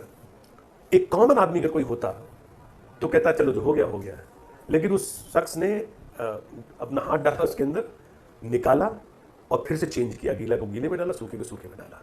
अभी कोई दूसरा होता कहता है गंदगी यार कहाँ फिर से हाथ डालेंगे, कैसे डालेंगे। ये भावनाएं जागृत होनी चाहिए पड़ेगी, और ये हमको अपने शहर के प्रति, अपने देश के प्रति इस तरीके का भाव लाना पड़ेगा। और जो सिविक सेंस की आप बात कर रहे हैं, धीरे धीरे मुझे लगता है कि मतलब लोग सीखेंगे, जहाँ पूर्वांचल में गवर्नमेंट बहुत अच्छा काम करे। पूर्वांचल में देखा जाए तो गवर्नमेंट की इनिशिएटिव बहुत अच्छी है, बट अगर देखा जाए तो यहाँ पढ़े लिखे लोग भी बहुत ज़्यादा पूरा फैलाते हैं। हम मान के चल रहे हैं कि कॉस्मोपॉलिटन बन रहा है, छोटे छोटे शहरों से लोग आ रहे हैं, बट फिर भी उनको देखते हुए छोटे शहर से आ रहे हैं थोड़ा हेजिटेशन करते हैं। जो पढ़े लिखे लोग हैं वो कहीं पे भी बिल्कुल बिल्कुल नहीं, इसके लिए और सिविक सेंस सिर्फ कूड़े तक नहीं हो रहे सर। आप हम देखते हैं यहाँ पर ट्रैफिक का इशू पड़ता है। गोरखपुर में इतनी ज्यादा व्हीकल्स नहीं है कि रोज जाम हो, लेकिन कोई रॉन्ग साइड से घुस जाएगा। यही पैटलेगंज से छासवंश चौराहे के बीच में लोग आधा किलोमीटर रॉन्ग साइड चले जाते हैं। यहाँ पे नौका विहार के लिए एंट्री करते हैं, यहाँ पर पूरे दिन रॉन्ग साइड से लोग आते हैं और बहुत dangerous, it's a kind of hazard. रोज कोई कोई एक्सीडेंट होता है। और ये लोग जो है इतना सोचिए, भारत एक ऐसा देश या फिर गोरखपुर एक ऐसी सिटी जहाँ पे हमारी खुद की सुरक्षा के लिए सरकार को फाइन लगाना पड़ता है कि आप हेलमेट लगाओ। हमारी जान की सुरक्षा के लिए सरकार फाइन लगा रही है। तो ये कहीं ना कहीं सिविक सेंस में हमें कमी दिखता है। और मैं ये तो मान सकता हूँ कि इसके लिए बहुत शिक्षा तो नहीं चाहिए। सर जैसे आप इसीलिए हम ये क्वेश्चन आपसे पूछ रहे हैं कि बड़ा यहाँ लोगों को कैसे हम लोग सिविक सेंस अब देखिए, थोड़ा जो मुझे लगता है कि एक जो अपब्रिंगिंग एक सबसे बड़ा मतलब वो होता है कि एक अनुशासित जो जीवन होता है, जब तक हम आप सेल्फ अवेयर नहीं होंगे तब तक अब हेलमेट को जरूरी थोड़ी अब लगेगा यूनिवर्सिटी चौराहे पर पुलिस है हेलमेट चेक करें तो लगा देंगे, उसके बाद गाड़ी में पीछे टांग देंगे। आप कुछ नहीं ना कर सकते हैं। सीट बेल्ट की बात है, सीट बेल्ट चेक होगी लगाएंगे, नहीं सीट बेल्ट नहीं लगाएंगे। तो एक्चुअली यू कैन नॉट, जैसे you can drag the horse to the pond but you can not make it drink. ये आप उसको जबरदस्ती पानी नहीं पिला सकते, खींच करके तालाब पर ले आएंगे। तो ये चीज तो हमको अपने अंदर खुद पैदा करनी पड़ेगी। हो सकता है धीरे धीरे एक ऐसी चीज आएगी, जैसे एक समय तो ऐसा था जो किसी पर हेलमेट दिखता ही नहीं था शायद। बिल्कुल नहीं। अब तो government initiative sir, government penalty नहीं, बिल्कुल बिल्कुल प्रेशर हमें तो नहीं लगता है कि लोग करते हैं। सीट बेल्ट है, सीट बेल्ट लोग मतलब एक ड्राइविंग सीट पर जो बैठे होते हैं वो लगाते हैं। और अब कुछ शहर ऐसे हैं जहां पर आपको आगे भी लगाना पड़ेगा, पीछे भी लगाना पड़ेगा, और वो परमानेंट लगाते हैं। मैं तो भी मुझे ध्यान नहीं आ रहा कि शहर गया था, मैं आगे बैठा था तो वो भूल जा रहा था बार बार बीच में, क्योंकि ज्यादातर यहाँ ड्राइविंग सीट के ही लिए वो रहता है। तो वो जबरदस्ती जो ड्राइवर था नहीं सर आप तुरंत करिए। तो ये धीरे धीरे मुझे लगता है जब आएगा तो वो चीज एजुकेशनल इंस्टीट्यूशंस की भी बिल्कुल बिल्कुल बिल्कुल, क्योंकि हमारे करिकुलम में अगर देखा जाए नैतिक शिक्षा पहले होता था, तो नैतिक शिक्षा हम व्यवहार करते हैं, लेकिन सिविक सेंस वाला जो पार्ट है यहाँ पर अननेसेसरी हॉकिंग होती है। थोड़ा सा लोग पेशेंस नहीं रखते हैं, तुरंत हॉर्न बजाना चालू। इवन छोटे छोटे हमारी गलियों में लोग बजाते, कोई सो रहा है तो भी बिना मतलब। सेम विद अगर देखा जाए जैसे रिलीजियस, हम लोग का पॉइंट ऑफ व्यू बता रहे थे कि रिलीजियस ओरिएंटेशन बढ़ा है लोगों का, लेकिन साथ में एक्सेस डीजे का यूज, अननेसेसरी नॉइज पोल्यूशन। तो ये सब अब ये एक बहुत बड़ा ये प्रॉब्लम खास करके पूर्वांचल में देखा जा रहा है कि लोग, टेक्नोलॉजी आ रही है, आपके पास डीजे आ रहा है, इलेक्ट्रिसिटी आ रही है, बूफर्स आ रहे हैं नए नए, आपके पास अच्छी अच्छी व्हीकल्स आ रही हैं, अच्छे अच्छे हॉर्न्स आ रहे हैं, और लोग साथ में सिविक सेंस नहीं ला रहे हैं। मतलब कि आपके पास सब कुछ अच्छा है। बिल्कुल बिल्कुल। तो इसके लिए जैसे सरकार की तरफ से भी हमेशा लिबर्टी दी गई है कि आप अपने धर्म और अपने सब चीज़ों को लेकर के खूब मन से सेलिब्रेट करिए, लेकिन आपकी स्वतंत्रता वहीं पर खत्म हो जाती है जहां पर दूसरे को समस्या हो रही है कहा जाता है। इसलिए हमेशा इस चीज़ को ध्यान रखना चाहिए। अगर हम कोई भी चीज़ कर रहे हैं तो ये देखेंगे बगल वाले को इसको लेकर कोई प्रॉब्लम तो नहीं हो रही। मान लिया अगर हम डीजे ही बजा रहे हैं तो डीजे ही बजा रहे हैं, तो डीजे बजाने का मतलब नहीं होता कि बगल वाला जो है वो उस चीज़ को लेकर परेशान हो जाए। अपने धर्म को मनाएं, सब चीज़ों को बहुत अच्छा करें, मिठाई बांटें, लड्डू बातें चीज़ों को लेकर के। तो इसके लिए थोड़ा मुझे लगता है और शिक्षा संस्थाएं इस पर काम कर रही हैं। जैसे प्लांटेशन में सिंपल सी चीज़ है कि इतना ज़्यादा अर्बनाइजेशन हुआ, शहरीकरण, सब चीज़ें हो रही हैं, तो प्लांटेशन को लेकर के लोगों के अंदर एक भाव आया कि अब जितना भी संभव हो कम से कम, मैंने देखा बर्थडेज पर लोग लगाते हैं। लेकिन एक ये भी भाव बहुत ज़रूरी है कि जो प्लांटेशन हम कर रहे हैं उसका सर्वाइवल रेट कितना है, ये सबसे ज़्यादा जरूरी। लगा के भूल जाए, आप अगर लगाएं तो उसको माने कि हम गोद लिए। मैंने भी HOD के रूप में मैंने एक इनिशिएटिव चलाया कि माई university, my campus, my pride, my responsibility, ये मैंने कैंपेन चलाया। और उस कैंपेन के तहत हर एक रिसर्च स्कॉलर को मैंने कहा कि अपने मन से आप एक पौधा अडॉप्ट करिए। चूंकि मेरा फर्स्ट फ्लोर पर था तो उस फर्स्ट फ्लोर पर तो कहीं लगाने की जगह नहीं थी, अच्छे गमले में वो लोग पौधा लाए और करीब 50 से 60 बच्चों ने लिया। उस गमले पर अपना नाम लिखा, ईयर लिखा और रिसर्च स्कॉलर लिखा, और उसकी पूरी उन्होंने केयर की। जब आते थे पानी डालते थे, कुछ कटिंग वटिंग करते थे, उनके साथ इतना ज़्यादा अटैचमेंट था। उसी तरीके से डिपार्टमेंट में एक दीवार थी जो मैं देखता था कि स्टूडेंट आते हैं तो अपना कहीं पैर पीछे करके खड़े हो गए, कहीं कुछ हो गए, दीवार पर गंदगी लगती थी। तो वहाँ पर मैं रिसर्च स्कॉलर कुछ मोटिवेट किया, तो एक स्टूडेंट ने एक लिटरेरी ट्री बनाया, बहुत ही सुंदर। आप लोग अगर गए होंगे तो एक पेड़ की, हाँ, बहुत वो सेल्फी पॉइंट बन गया। वहाँ लोग आते हैं, सेल्फी खिंचवाते हैं। तो मुझे लगता है कुछ ऐसी क्रिएटिव कंस्ट्रक्टिव चीज़ों को मतलब करना पड़ेगा। मैं अभी हॉस्टल के चीफ वार्डन की भी जिम्मेदारी कुलपति महोदय के द्वारा दी गई है। मैंने हॉस्टल्स में भी सोचा है कि नए सत्र में हम कौन कौन से ऐसे इनिशिएटिव लें, क्योंकि देखिए हमारा जो देश है सबसे युवा देश है, यहाँ पर युवाओं की संख्या बहुत ज़्यादा है। और कहते हैं जिस ओर जवानी चलती है उस ओर जमाना चलता है। युवाओं को आप सही डायरेक्शन में ले जाइए, और युवाओं को सही डायरेक्शन में ले जाएंगे तो निश्चित तौर पर जो भी एक प्रधानमंत्री जी कहते थे कि भाई हम विकसित भारत 2047 के जो उनकी कॉन्सेप्ट है कि हम पुष्प के रूप में देखेंगे, देखना चाहते हैं, उस पुष्प को उन्होंने कहा था PUSHPA, कि P से उन्होंने कहा था प्रोग्रेसिव भारत, U से अनस्टॉपेबल भारत, S से स्पिरिचुअल भारत, H से हार्मोनियस भारत, फिर P से प्रॉस्पेरस भारत, A से आत्मनिर्भर भारत, कि 2047 तक हमको पुष्प के रूप में बनेगा। उसमें युवाओं का रोल बहुत ज़्यादा है, और युवाओं का रोल ज़्यादा है तो शिक्षकों का भी रोल बहुत ज़्यादा है, और शिक्षकों का रोल मतलब शिक्षण संस्थाओं का रोल। हम सब उसी में आते हैं। हम सबकी बहुत ज़्यादा जिम्मेदारी भी है कि हम किस तरीके से लोगों को चलें। It's not basically a question of learning a particular language. It is a question of how you are trying to direct the student towards the right direction. सही दिशा में आप उसको किस तरीके से लेकर के जा रहे हैं, और that is very important. अगर मैं यही पूछूं कि इंग्लिश लिटरेचर इंडिया के ग्रुप आप लोग में भारत के हैं, उसमें क्या रोल है, particularly English literature, not the English oral Literature is something which I have just told you, teaches us values, teaches us ethics, teaches us empathy, teaches us imagination, everything. इस समय जैसे अगर आपको याद होगा, टैगोर ने गीतांजलि लिखी, नोबेल प्राइज भी मिला, और वो हमारे जैसे पहले तो इंग्लिश लिटरेचर कहा जाता था। इंग्लिश लिटरेचर दिमाग में ये कॉन्सेप्ट बनी हुई थी कि इंग्लिश लिटरेचर का मतलब वो लिटरेचर जो कि इंग्लैंड में लिखा गया है। लेकिन वो हम बेसिकली इंग्लिश किसी एक खास कंट्री की, जिसको हम कहते हैं बपौती टाइप की नहीं, English is the language actually which is shared by all of us. तो वो अब वो बेसिकली हम लिटरेचर्स इन इंग्लिश कहते हैं कि all the literatures which are written in English. हमारे बहुत अच्छा लिटरेचर इंग्लिश में लिखा जाता है। ऐसा लिटरेचर, जैसे एक बच्चा अगर माइथोलॉजी के बारे में नहीं जानता है, तो माइथोलॉजी के बारे में अमित त्रिपाठी जैसे लोगों ने बहुत अच्छी नॉवेल्स लिखी है। Immortals of Meluha, immortals of Meluha वगैरह ऐसी हैं, जैसे रामचंद्र सीरीज और इनकी जो ये है सीरीज शिवा ट्रिलोजी, ये दोनों इतनी अच्छी हैं कि जहाँ पर मतलब राम, शिव, सीता, इतना बढ़िया डिस्क्रिप्शन दिया गया है। तो युवाओं को इन सब चीज़ों को लिटरेचर के माध्यम से अपनी माइथोलॉजी को भी समझने का एक बहुत अच्छा, और सर अमित त्रिपाठी जो कि बनारस से ही बिलोंग करते हैं, मेरी ट्विटर वगैरह पर मतलब वो भी होता है। तो उन्होंने कहा था मैं तो एथीस्ट था शुरू में, धीरे धीरे जब पढ़ने लगा तो मैं थीस्ट बना, मुझे लगा कितना रिच ट्रेजर है इसमें और कितनी चीज़ें अच्छी अच्छी हैं। तो उन्होंने, तो ये मुझे लगता है जो लिटरेचर है ये बच्चों को केवल अपने जो हमारा जो कल्चर है, हमारी जो माइथोलॉजी है, इनके बारे में बहुत अच्छा जो नॉलेज देता है।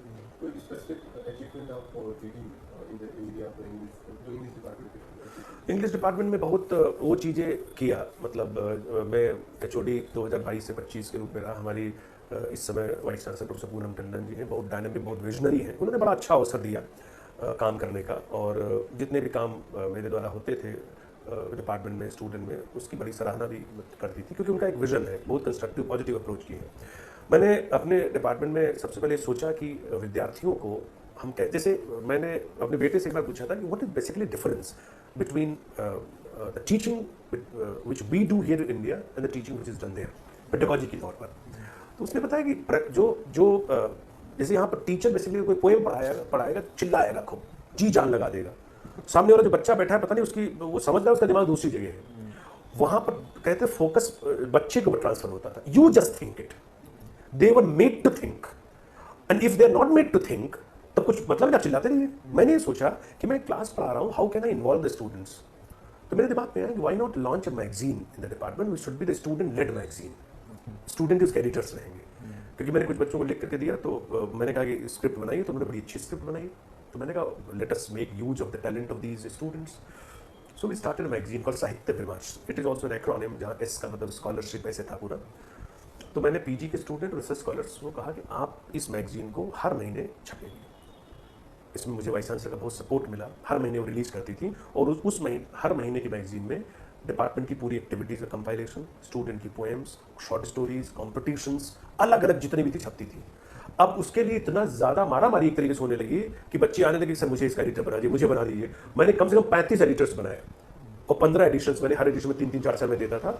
और इट वॉज सो सक्सेसफुल कि उसको लेकर के बहुत ज़्यादा हर जगह पर तारीफ मिली, वाइस चांसलर की तरफ से भी मिली, कि मतलब ये स्टूडेंट की जो क्रिटिकल एबिलिटी, क्रिएटिविटी है, राइटिंग स्किल है, इमेजिनेटिव पावर है, वो वहाँ पर टेस्ट हुई कि हाँ मतलब बच्चा क्या लिख सकता है, क्या कर सकता है। ये एक बहुत अच्छा इनिशिएटिव मैंने उस दौरान किया। दूसरा, जैसे एक रिसर्च फोरम मैंने बनाया, जहाँ पर PhD संबंधित जितने भी डिस्कशंस होते थे कि आप अच्छी जर्नल में पेपर कैसे छापेंगे, कहाँ कहाँ चीज़ें होती थी, ये हमने यहाँ पर किया। और फिर जो बीए का बच्चा है, नेशनल एजुकेशन पॉलिसी में बच्चों को थोड़ा मटेरियल नया नया कोर्स होता दिक्कत होती, तो 2 किताबें मैंने बड़े अच्छे पब्लिशर से, डिपार्टमेंट से निकलवाई, ओरिएंट ब्लैक स्वान से, कि यूजी के बच्चों को किसी तरीके से कोई तकलीफ ना हो, जिससे स्टैंडर्ड किताबें पढ़ें। हालांकि लाइब्रेरी भी बहुत अच्छी व्यवस्था यूनिवर्सिटी ने किया है, लेकिन डिपार्टमेंटल लेवल पर मैंने वो चीज़ कराई, वो भी एक बहुत अच्छा उसका सक्सेस रेट हुआ। हमने नेट के बच्चों को भी कोच किया, तो एक बार 39 बच्चे, 39 बच्चे एक ही साथ निकले एक बार, तो वो भी रिकॉर्ड बना, अखबारों में खूब छपा। और अभी असिस्टेंट प्रोफेसर का एग्ज़ाम हुआ था, जो ये उच्चतर शिक्षा आयोग पहले कराता था, तो हमारे यहाँ से 10 बच्चों ने रिटन एग्जाम क्वालिफाई किया। फिर जब इंटरव्यू होता है, तो एक इंटरव्यू फोबिया सबसे बड़ा फोबिया होता है कि आप इंटरव्यू बोर्ड में क्या हो रहा है, सब में होता है। तो बच्चे मेरे पास आए, तो मैंने कहा कि why not organise mock interviews. गरीब बच्चे थे, मैंने कहा मॉक इंटरव्यू का तो लोग पैसा लेते हैं, तो चलिए चूंकि बोर्ड में तो हम ही लोग जाते हैं, तो why not make a panel and make the mock interviews. तो हमने 5 मॉक इंटरव्यूज किए, तो 5 मॉक इंटरव्यूज किए, और छठे में उन लोगों का रियल वाला जो था हुआ। 10 में से 7 लोग जो है अपॉर्चुनिटी, और सब लोगों ने यहाँ आकर के उस चीज़ को कहा कि the credit goes to these mock interviews. क्योंकि जब हम जब वहाँ इंटरव्यू देने के लिए गए, तो हमको ये लग रहा था कि हम तो वहीं बैठे हैं। तो ये सब चीज़ों इनिशिएटिव मुझे लगता है ये होने चाहिए, and they are very beneficial for the students. और ये सब कुछ आप लोग भी हैं, करते ही होंगे चीज़ों को लेकर के, लेकिन उनका एक जो कॉन्फिडेंस लेवल है उसको बूस्ट कराना सबसे बड़ी बात है। जानते हैं हम सब कुछ है, मैं क्लास में अगर कोई क्वेश्चन पूछता हूँ, तो बच्चा कहता है बाहर आकर, सर बिल्कुल बिल्कुल सर, यहाँ बिल्कुल यही था, बस बता नहीं पाया। तो what does it mean? It means actually कि they are not confident enough. They know the sentence. If I say just write it down, they will write properly. The moment it comes to speaking, भूल जाते, लड़खड़ाने लगते हैं। My बाल are black, ये हो जाता है, क्योंकि उनकी जो कॉन्सेप्ट है वो बेसिकली हेयर की बनी नहीं है, वो बाल बोल देते हैं। तो वो एक इस तरीके की चीज़ों को थोड़ा हमको माहौल बनाना है कि हम कैसे बच्चे को एक सही मोटिवेशन दें और उसको सही तरीके की चीज़ को बताएं। गोरखपुर सर एजुकेशन हब में कन्वर्ट किया सकता है। मुझे लगता है इस समय तो बड़े स्तर पर हो ही गया है। जब से मुझे लगता है कि मुख्यमंत्री जी यहाँ पर आए हैं, तब से अब एक हमारे पास यूनिवर्सिटी यहाँ पर थी, दीनदयाल उपाध्याय गोरखपुर यूनिवर्सिटी ने इतना बढ़िया परफॉर्म किया, नैक में 3.78 CGPA A++ पाया, और ये जो नैक की जो एक्रेडिटेशन होता है सबसे अच्छा माना जाता है A++, और उसमें भी इतना CGPA लेकर के। तो मान लीजिए पुरानी हमारी स्वतंत्रता के बाद की यूनिवर्सिटी है 1950 की, और ये जो हमारा ट्रिपल UT है, लेकिन अभी देखिए आयुष विश्वविद्यालय, गोरखनाथ विश्वविद्यालय, अभी वानिकी विश्वविद्यालय, ये सब जितने भी खुल रहे हैं, तो ये एजुकेशन को लेकर के बहुत ज़्यादा कंट्रीब्यूट कर रहे हैं, और शिक्षा का स्तर गोरखपुर में हर तरीके से बढ़ रहा है, और आगे आने वाले समय में भी मुझे लगता है कि बहुत अच्छा देखने को मिलेगा। तो जो पलायन होता है शिक्षा के लिए कि बच्चे जाते हैं हायर सिटीज़ में, लाइक दिल्ली जाते हैं, लखनऊ जाते हैं, या फिर इलाहाबाद में जाते हैं सिविल सेवा या फिर अन्य नौकरियों के लिए अगर देखा जाए, तो हम मान के चलते फ्यूचर में यहाँ पे है कुछ। मुझे तो पूरा विश्वास है कि अभी मुझे लगता है वो विश्वास शायद कुछ इंपॉर्टेंट चेंज करना है क्या सर हमको? हाँ, मुझे लगता है कि शायद वो विश्वास जो होना चाहिए, जो जग नहीं पा रहा है लोगों में, उसी को जगाने की ज़रूरत है कि जो चीज़ आप दिल्ली या कहीं दूसरी जगहों पर आप पा रहे हैं, वो हम खुद आपको दे रहे हैं, आप मुझे एक बार टेस्ट करिए। ऐसा भाव मुझे लगता है लोगों के अंदर जगाना पड़ेगा।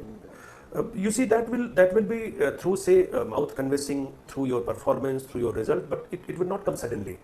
It's a process actually. It's a process. Maybe through, say, if I come here, if I say the ambience, if I see the performance, I interact with the students, I can tell to some of my students that go there, you will find out a very good ambience, you will find out the outcome-based education there. तो इस तरीके की चीजें होंगी, but the result should be there. और इसको मतलब it will take some time. Beautiful things always take time to happen. Patriotic गूंज का सर यही पर्पज है, हम लोग विचार रहे हैं ये माहौल क्रिएट हो यहाँ पर।